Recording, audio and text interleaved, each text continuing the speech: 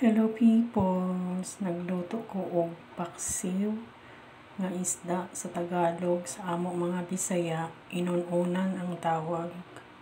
Duha ni ka klase nga isda, kutob o barilison man daw to, ingon atong tindero. Himala gahapon kay barato kaayo ang isda, mo tong nakapalit ko.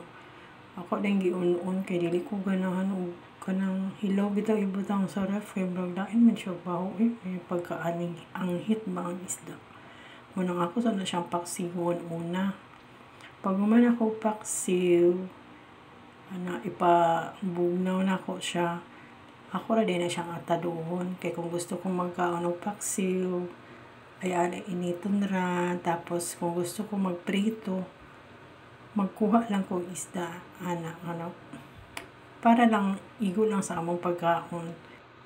Ingana ang akong style pagkuan sa isda before na ko siya i-ref, lutuon sa daan. So, bisag na siya sa freezer, bisag pila pa ka days, okay na siya. Mas lamig na yun kung mas duga.